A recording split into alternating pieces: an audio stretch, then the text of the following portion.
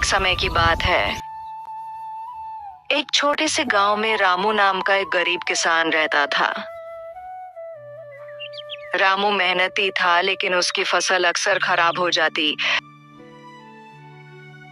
और उसके पास खाने पीने के लिए भी मुश्किल से कुछ बचता।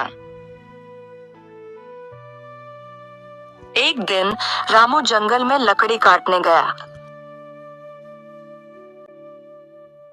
लकड़ी काटते काटते उसे देर हो गई।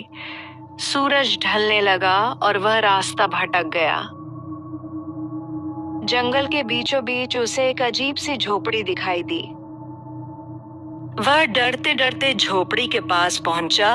वहां एक बूढ़ी औरत दिखाई दी, जिसकी आंखें लाल थीं और चेहरा बेहद डरावना। रामू ने डरते हुए कहा, मुझे रास्ता नहीं मिल रहा है, क्या मैं यहाँ रात बिता सकता हूँ? बूढ़ी औरत मुस्कुराई और बोली, आ जाओ, लेकिन मेरी एक शर्त है। जो मैं कहूँगी तुम्हें करना होगा। रामू को कुछ अजीब लगा, लेकिन उसने सहमति दे दी। रात होते ही बूढ़ी औरत ने अपना असली रूप दिखाया। वह एक चुड़ैल थी। उसने कहा, अगर तुम मेरे 3 सवालों का जवाब सही दोगे तो मैं तुम्हें जीवित छोड़ दूंगी, अगर नहीं तो तुम्हें खा जाऊंगी। रामू डर गया और घबराते हुए बोला, पूछो। चुड़ैल ने पहला सवाल पूछा, क्या चीज हमेशा बढ़ती है लेकिन कभी कम नहीं होती? रामू ने थोड़ा सोचा और कहा, उम्र। चुड़ैल मुस्कुराई, बोली, सही जवाब।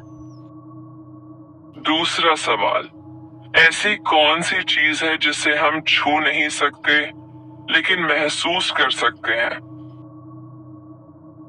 रामू ने कहा, हवा। चुड़ैल फिर से खुश हुई, सही जवाब। अब बारी थी तीसरे और सबसे कठिन सवाल की। चुड़ैल ने पूछा, ऐसी कौन सी चीज है जो मरकर भी जिंदा रहती है? रामू गहरी सोच में पड़ गया। अचानक उसे अपनी माँ की कही बात याद आई। उसने जवाब दिया, नाम। जो इंसान अच्छे काम करता है उसका नाम हमेशा जिंदा रहता है। चुड़ैल ये सुनकर चौंक गई। उसने कहा, तुमने मेरे सभी सवालों का सही जवाब दिया। जाओ, मैं तुम्हें कुछ नहीं करूंगी।